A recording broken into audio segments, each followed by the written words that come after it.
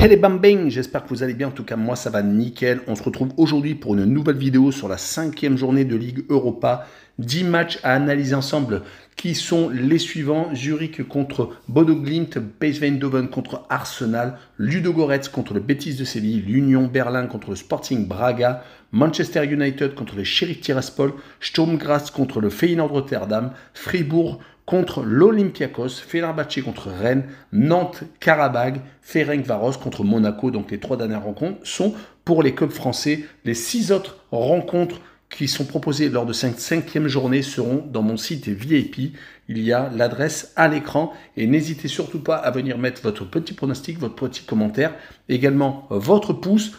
Et surtout, abonnez-vous, on est de plus en plus nombreux, au-delà des 11 400, c'est extraordinaire. Et on attaque avec le groupe A où actuellement Arsenal est premier avec 12 points, 4 matchs, 4 victoires, un seul petit but encaissé. Donc ils sont vraiment largement devant avec deuxième le PSV Eindhoven avec 7 points, donc 5 points d'avance.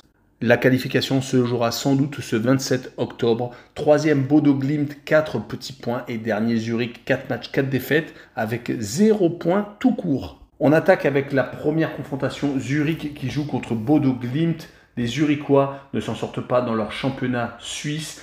Alors qu'ils sont champions de titre, ils sont actuellement derniers avec seulement 6 points en 13 rencontres. Ils n'ont pour l'instant pas encore gagné une seule rencontre. C'est assez hallucinant. La différence entre la saison dernière et cette année, ils sont sur les 5 derniers matchs, toutes compétitions confondues, sur 3 matchs nuls à chaque fois 0-0 et 2 énormes défaites contre le PSV Eindhoven 5-0. Et dans le derby de Zurich, ils ont pris un 4-1 contre les Grasshoppers. Bodo Glimt se présente, ils sont actuellement second de leur championnat derrière Molde à 15 points. Donc le championnat est quasiment fini pour eux. Mais ils sont beaucoup mieux ces derniers temps car ils avaient enchaîné quelques défaites, dont 2 contre Arsenal, à chaque fois sans marquer de but, 3-0 et 1-0. Mais depuis donc 2 victoires consécutives en championnat, 6-0 à Vålerenga et contre Killensund, une équipe de bas de tableau du championnat norvégien. Mon pronostic est une victoire de Bodo Glimt 2-1 à l'extérieur avec les Norvégiens qui marquent le plus de 1,5 buts sur le match, une cote à 1,66. On poursuit avec le PSV Eindhoven qui reçoit donc Arsenal. Les 2 premières places sont en jeu, mais il y a un gros ballottage favorable pour Arsenal qui a 5 points d'avance. Une victoire des Hollandais leur permettrait de venir à 2 points, mais il resterait qu'une seule journée. En tout cas, Arsenal caracole en tête de la première ligue avec 1 point d'avance sur Manchester City, mais il faut tout de même réussir à le faire. Il vient de se faire accrocher ce week-end par Southampton, 1 but partout, mais c'est quasiment un bilan parfait car il n'avait perdu qu'une seule fois Manchester United et donc ce match nul sont les seuls points perdus en Angleterre. En Ligue Europa pour l'instant, 4 matchs, 4 victoires, donc c'est un vrai rouleau compresseur. Côté Eindhoven, il reste sur 2 défaites consécutives, une à Arsenal lors du match en retard dû au décès de la reine d'Angleterre et ils viennent de perdre 4-2 à Groningen.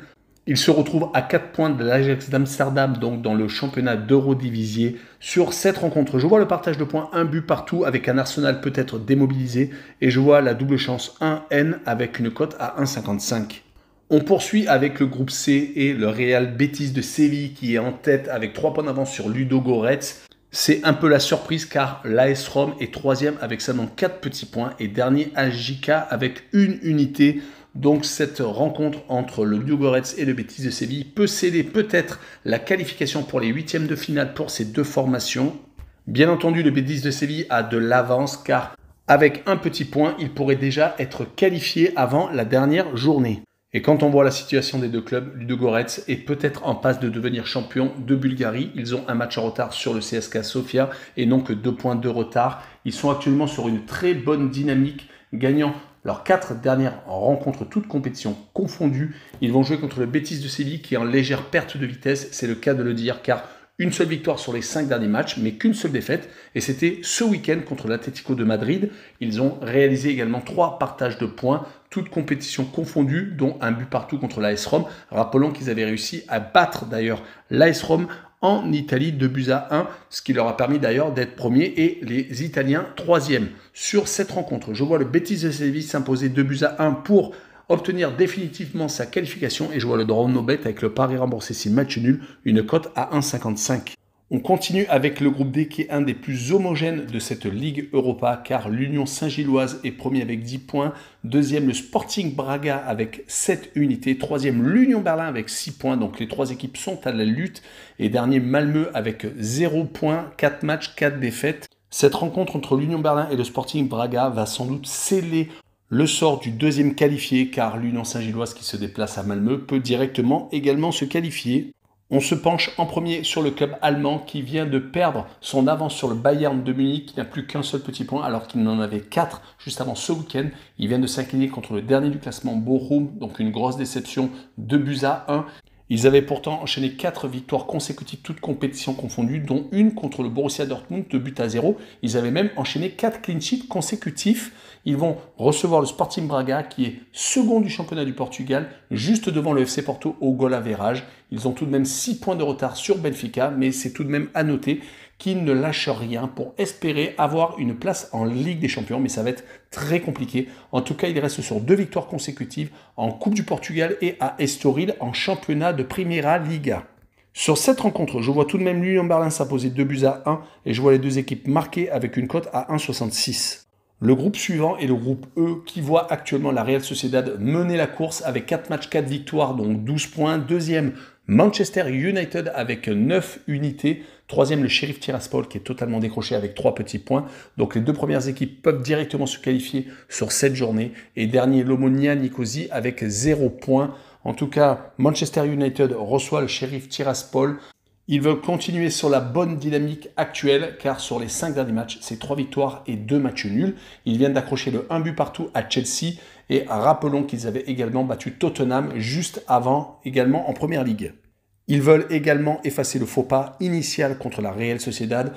Ils avaient été mis en difficulté par les Espagnols mais avaient fait un gros turnover contre le Sheriff Tiraspol qui avait été la surprise de la saison dernière en Ligue des Champions, réussissant entre autres à battre le Real de Madrid en Espagne. En tout cas, ils sont toujours premiers de leur championnat avec 6 points d'avance sur le second. Et sur les 5 dernières rencontres, 2 défaites, dont une d'ailleurs contre son dauphin, et 3 victoires, toutes compétitions confondues. Mais ça va être très compliqué d'obtenir un résultat à Manchester United. Et je les vois d'ailleurs perdre 1-0 et je vois les deux équipes ne pas marquer. Mais malheureusement, je n'avais pas encore la cote lorsque j'ai fait cette vidéo. On poursuit avec le groupe F et le Feyenoord Rotterdam qui a 5 points. Comme Midtjylland qui est second, comme la Lazio de Rome qui est troisième et comme Sturm Graz qui est quatrième. Donc un groupe plus qu'homogène, c'est même hallucinant de voir après 4 journées, 4 équipes qui sont totalement à égalité. Et j'ai donc choisi Sturm Graz qui reçoit le Feyenoord Rotterdam. Sturm Graz fait une saison exceptionnelle. Ils sont à 2 points seulement de Salzbourg en tête du championnat d'Autriche. Il faut savoir que Salzbourg a toujours été ces derniers temps largement au-dessus, mais cette année ce n'est pas pareil. Ils ont d'ailleurs fait 0-0 ce week-end en déplacement chez le leader. Ils n'ont pas perdu depuis 5 rencontres, faisant 3 victoires et 2 matchs nuls. Ils avaient également réussi à accrocher la Lazio de Rome, faisant 2 buts partout. Ils vont recevoir le Feyenoord Rotterdam, qui est légèrement moins bien sur sa dynamique, seulement 2 victoires et 3 matchs nuls. Mais ils sont 3e du championnat batave, avec 4 points de retard sur l'Ajax d'Amsterdam. Donc on va sans doute avoir droit à un gros duel et moi je vois un but partout entre les deux formations avec le away no bet et le match nul remboursé 6 victoires de Feyenoord à l'extérieur avec une cote à 1,80. Et on attaque avec le premier groupe d'un club français, le FC Nantes en particulier, qui est 3e avec 3 points. Les deux premiers sont Fribourg avec 12 unités, mais 4 matchs, 4 victoires, 11 buts marqués, 1 encaissé. Ils survolent cette poule de Ligue Europa. Karabag, le club azéri, est second avec 7 points, donc tout peut se jouer sur cette journée. Et l'Olympiakos du Pirée, qui était un des favoris au départ, est malheureusement dernier pour eux avec un petit point et un seul but marqué. Mais on n'est pas étonné de voir Fribourg dans cette position car ils sont actuellement 3e du championnat d'Allemagne à seulement 2 points de l'Union Berlin et juste une unité derrière le Bayern de Munich. Il faut vraiment le faire. Sur les 5 derniers matchs, ils ont gagné à 3 reprises, dont une 4-0 à Nantes, il faut le dire. Et une défaite, c'était au Bayern de Munich par contre, un naufrage 5-0 et un 2 buts partout contre le Hertha Berlin. On rappellera donc que les 4 matchs, 4 victoires lors de cette Ligue Europa ont été donc 2 fois contre le club français, 2-0 et 4-0. Ils avaient réussi à s'imposer 3-0 à l'Olympiakos du Pirée et avaient réussi à battre Karabag 2-1. Donc Le club du Pirée va devoir jeter toutes ses forces pour espérer rattraper la 3e place et une qualification pour la Ligue Europa Conférence. Mais ils sont actuellement 4e du championnat grec, ça n'était pas arrivé depuis très longtemps. Ils avaient eu tendance à se balader en tête du championnat grec. Mais cette saison, ce n'est pas la même chose. Sur les 5 derniers matchs, 2 victoires seulement, toutes à l'extérieur, 2 défaites et un match nul complète cette série. Sur cette rencontre, je les vois perdre 2-0 à Fribourg et je vois Fribourg marquer le plus de 1,5 buts sur le match, une cote à 1,50. Et on continue avec Nantes qui reçoit Karabag. Les Nantais n'ont plus le droit à l'erreur s'ils veulent espérer passer le printemps et obtenir une place en 16e de finale, car je les vois mal finir premier de cette poule. Il va donc falloir tout donner. Rappelons qu'ils avaient réussi à gagner tout de même un match à domicile, c'était contre l'Olympiakos 2-1. Depuis ces 2 matchs sans défaite, contre Brest 4-1, une victoire qui a fait du bien et un match nul, un but partout obtenu à Nice alors qu'ils auraient pu gagner. Mais une décision arbitrale contestée est intervenue en fin de rencontre. Leur adversaire Azeri n'est pas une équipe complètement inconnue car Marseille les avait rencontrés la saison dernière en Ligue Europa Conférence dans les phases finales. Ils avaient d'ailleurs réussi à les éliminer à l'aller et retour, ils s'étaient imposés. Mais Karabag, sur les 5 derniers matchs, c'est 4 victoires et un match nul. Ils n'ont par contre que 2 points d'avance sur leur second dans leur championnat Azeri. Et sur cette rencontre, je vois bien Nantes s'imposer 2-1 et je vois le plus de 2,5 buts sur le match, une cote à 1,64. On passe à l'avant-dernière rencontre, Fenerbahçe contre Rennes. Dans ce groupe, Fenerbahçe est actuellement en tête avec le club breton. Donc c'est vraiment un gros duel qui nous est présenté ce 27 octobre. Les 3e et 4e n'ont plus aucune chance de se qualifier car Larnaca a 3 points et le Dynamo de Kiev 0. La rencontre que je vais analyser est Fenerbahçe contre Rennes, ce qui est évident. Fenerbahçe est actuellement sur une série incroyable, 5 matchs, 5 victoires. Ils sont même en tête du championnat turc, ce qui ne leur est pas arrivé depuis très longtemps. Ils sont juste devant Adana Demirspor, mais leur grosse série leur donne plein d'espoir pour finir en tête de ce groupe et se qualifier directement pour les 8e de finale de cette Ligue Europa. En tout cas, les Rennais de leur côté n'ont pas à rougir. 5 matchs, 5 victoires également. 2 à l'extérieur au Dynamo de Kiev en Ligue Europa déjà et à Angers 2-1 ce week-end. Rappelons qu'ils avaient réussi à battre Nantes, Lyon et également une fois de plus le Dynamo de Kiev lors du match aller le 6 octobre. Mon pronostic sera un match nul, un but partout et je vois le Omnobet avec le match nul remboursé 6 victoires de Fenerbahçe à domicile, une cote à 1,94. Et on finit avec la dernière rencontre, Ferencváros contre Monaco. Ferencváros est premier avec 3 points d'avance sur Trabzonspor et Monaco qui se battent pour la seconde place pour l'instant. 3e l'Étoile Rouge de Belgrade avec 3 unités.